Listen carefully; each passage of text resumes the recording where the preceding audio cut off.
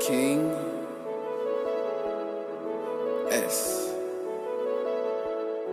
No, no. Hey, Bina.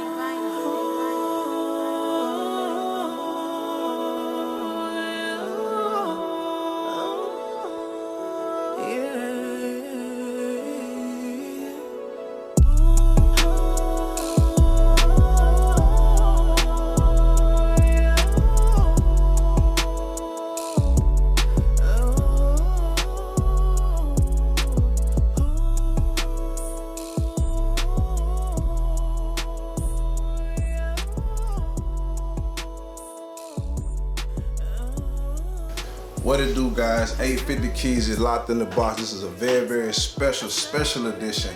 I got my boy King.s with me. Here to drop some gems, man. Here to introduce his new work, his new project, some things he got going on. You know, we're gonna dig deep into this music industry, talk about a lot of key things. I know you guys want them gems, so let's tune in. King.s, introduce yourself, man, for the new viewers. Let them know who you are. What's going on, my people? It's your boy King.s from Pensacola, Florida, R&B pop singer. You know what I'm saying? So we here today, like I said, drop some jewels, talk about the thing. All right, man. For the starting off, man, I wanted to get into after introducing yourself, I just want to get into what are the new projects that you got coming up? Like, what are some of the things you're working on right now? Right now, I'm working on my second upcoming project called Stevens Stuff On. So we got like a couple more songs to them. Think about dropping it in July sometime. July, coming up soon. Yeah. So what's been the process of creating that? What's the title again? Stevens Stuff On. Stevens Stuff On. Stuff On. Where did the title come from? Like, give me a little backstory behind it. Cause my name's Stuff On. Okay.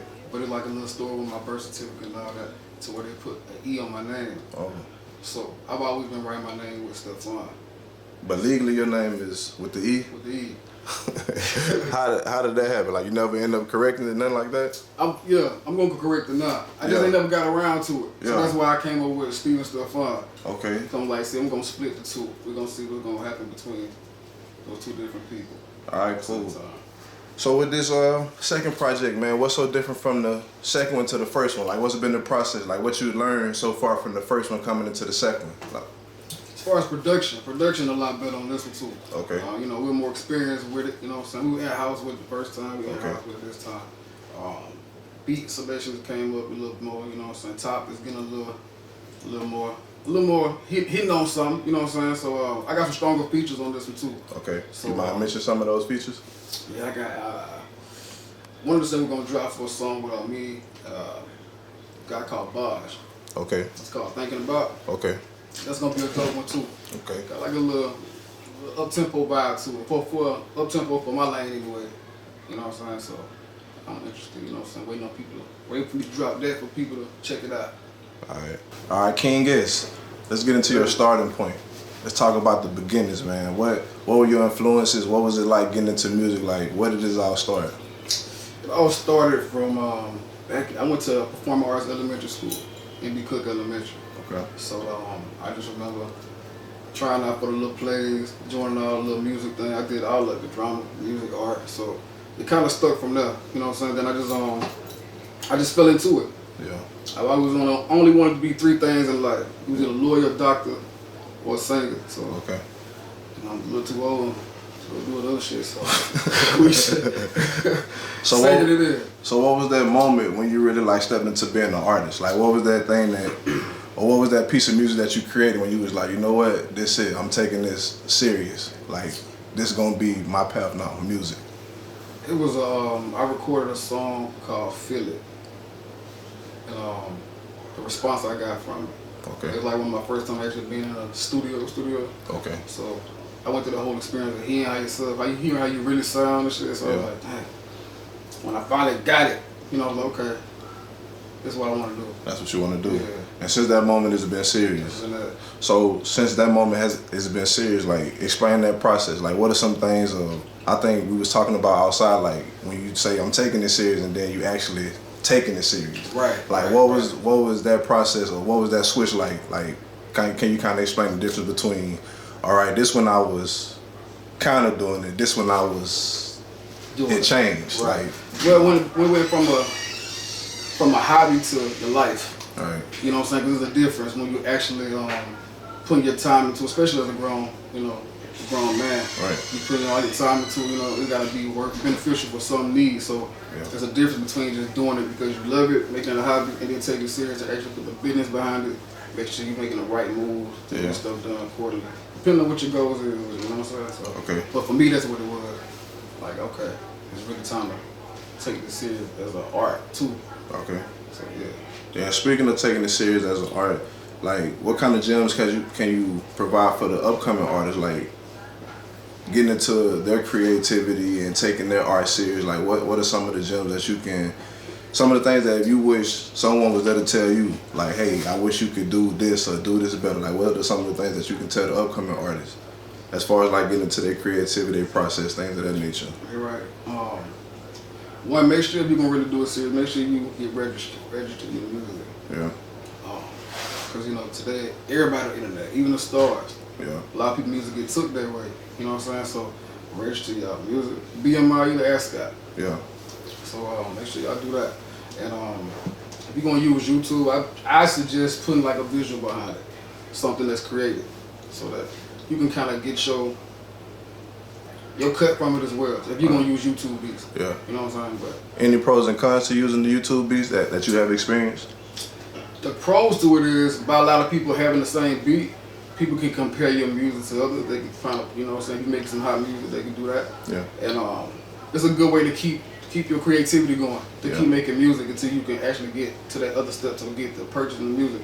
Okay. So that's the pros to it. The cons is you make a good song, you like it, you know what I'm saying? Yeah. It's probably hard to get that beat or find a beat that can match it. Right. Right. Recreating those vibes. Right. Yeah, you know, you do things, but Nah, that's good. Speaking of accomplishments, like, can you talk about some accomplishments that you had thus far in the industry? Well, so far, for me, the biggest one, I consider the biggest, but the accomplishment I had that was a big deal to me was when I did a magazine shoot. Okay. A big magazine. Okay. Just having a whole spread, like a 3-page spread, it was, you know, saying something like on the little bucket list. So that was one of the biggest things for me too. One of my first big performance too, that I realized, okay, this is something serious too, was when I did a show in Augusta, Georgia. Okay. I did a first urban culture music festival. All right. Yeah. So that's when I performed with Coco Vanda, Yellow Beezy, Urban Mystic, and What year was that? Augusta, Georgia. No, what year? Oh, what year? That was Yeah. 2018. Yeah, I think. Was that like in your beginnings? Like when you went, did you have a body of music or did you just have a couple songs ready? I've actually always had a body of music though. Okay. Yes, I already had the music and stuff, you know what I'm saying, set up. But it was just like the beginnings as far as like moving around with it. Like, Yeah. you know what I'm saying, getting it out there on different platforms as far as like me being there physically. Yeah. So yeah. So at that festival, like, can you describe the experience? Like, just being not so much of a mainstream artist, but just, I'm pretty sure coming up, you got to see some of the big artists and how they perform, how they set up. Like, can you explain that process? Yeah, it's a lot that go on, you know what I'm saying, behind the scenes. So yeah, it was hectic, but it was a good hectic though to me. Yeah. Cause to me, I'm new to it, so I was soaking it in. Like, okay, Yeah. this what go on. This how this moving around. Okay, so yeah, but that was. To get some of those shows, did you use management or did you book some of those shows on your own? That particular show came from my management. A management. Yeah. Can you speak about the management experience? Like, what's that? The pros and cons to that? Like, what it's like? Management. Well, I mean, to me, I always say you gotta have your own work ethic. All right. You know what I'm saying? A lot of people have a thought that when they get management or label stuff that they just gotta start working, stuff gonna fall. Like, no, you still gotta. I say you should still grind. You know what I'm saying? Yeah. Be on it just as hard. Yeah. So you know. Work as hard as your managers. Yeah. Yeah, because a lot of people do put that, I guess, that load on the manager. Like, I guess my manager gonna take care of everything for me. Right. And they just quit working. Right. And then you see the decrease in. Right. Speaking of that with your fans, like, how you been handling your social media? Like, do you use any handles, anything to promote your music on social media? Like, what's the pros and cons to that as well? I mean, I just stay consistent. Okay. I try to stay consistent. I try to make sure that everything is going to make sense and fall into place. I really try to keep it really on the music.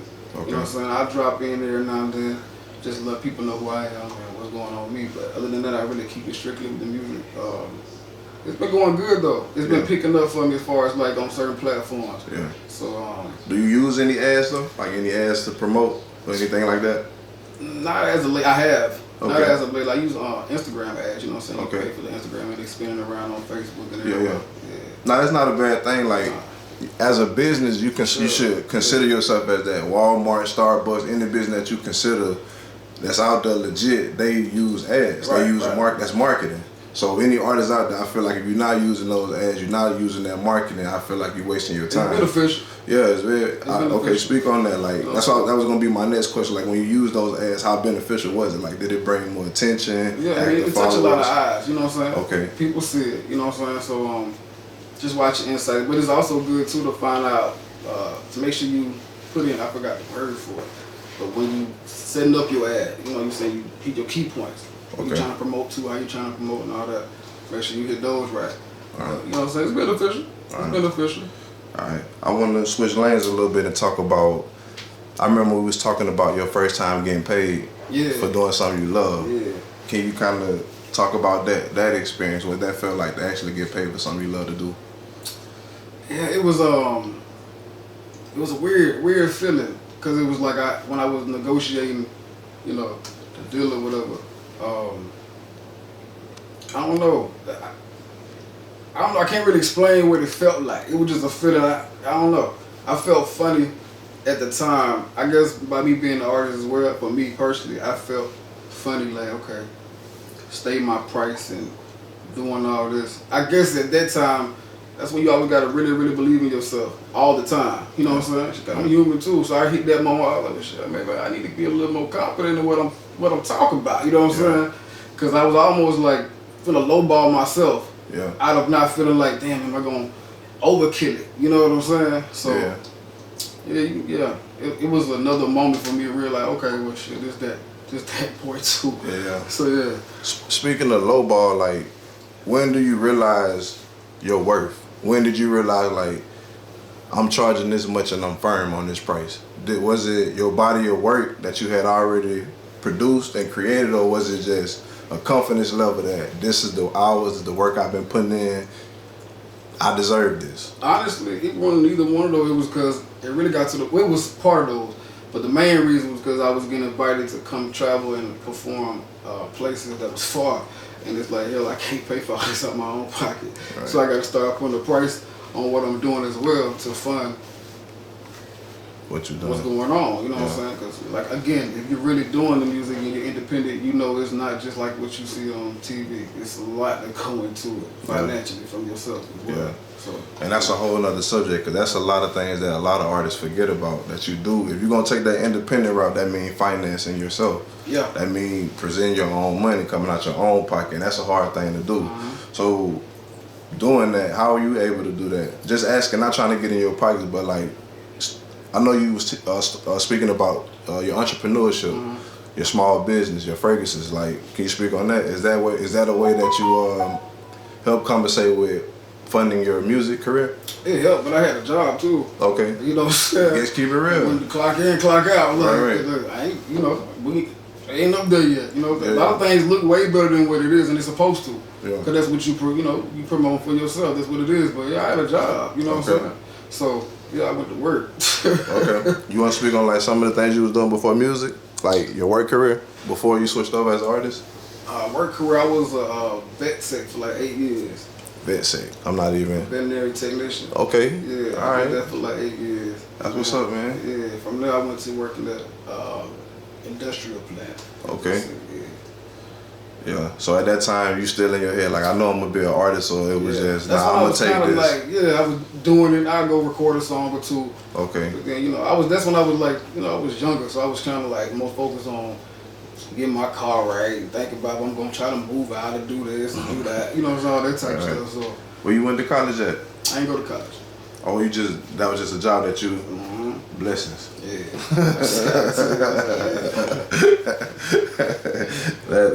Blessings, man, for sure.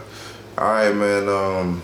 not really trying to wrap it up. I know we're gonna get into this live performance. Oh yeah. But before we get into that live performance, I really do want to dig into your fragrance. I wanted to focus on your music and stuff first, and getting to know you. The One. Let's talk about that, man. The One is a unisex fragrance for one. You know what I'm saying? That's for men and women. Got a light smell. You know what I'm saying? Something like a fresh smell. I always wanted something to smell like, you know, you getting up, you just like a clean smell. You know what I'm saying? And men and women like to smell clean, so I feel like why not cross both lanes with it? Yeah. So that's what that is. Yeah. And was that like a combination? Was that something that you always wanted to do, or that just something like with music you just thinking, how can I grow my brand? Like how can I get into? It was something, I won't say always, but it was something like for a good little bit of years. I always considered that I was either gonna do a couple things with my middle name, which is where the name come from.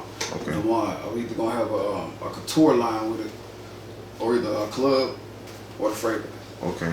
So yeah, the fragrance kind of came to me first, and so I kind of went with it. Plus, I actually got tired of trying to find the scent I wanted too. Strangely around that time, but I can't find the smell I want. You know what I'm saying? Right. So I said.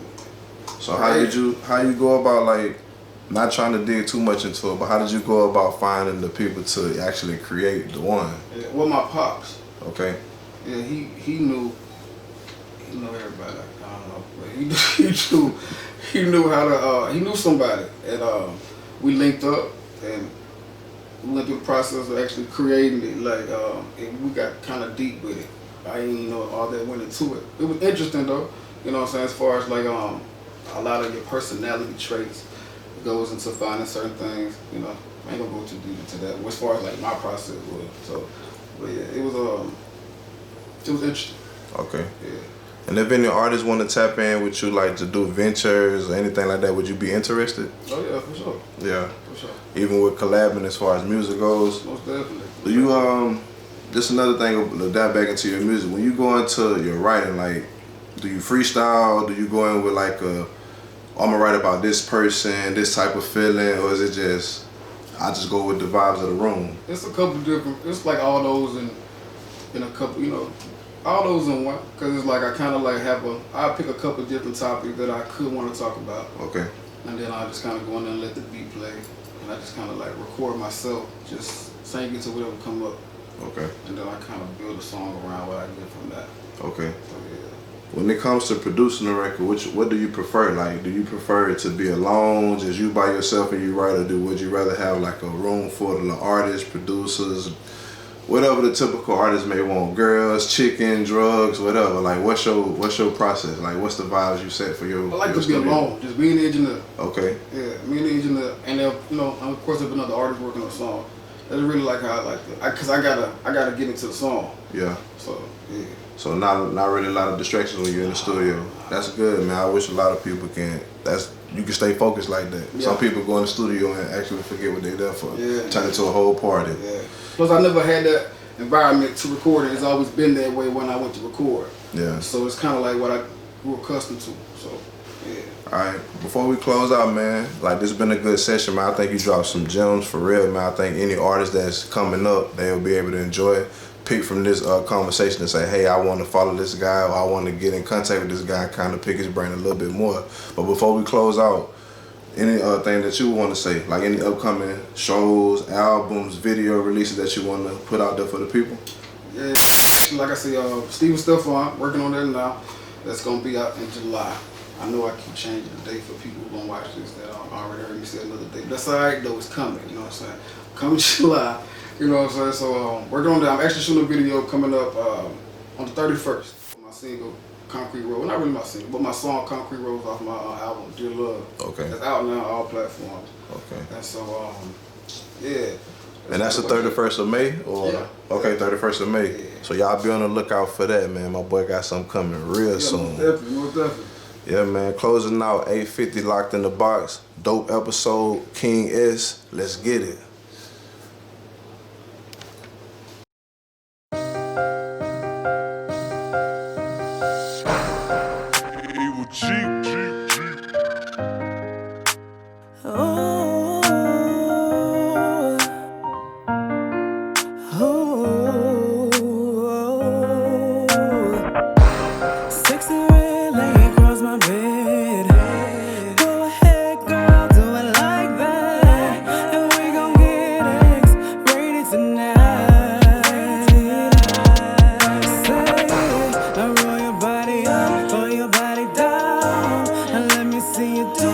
Jamaica side.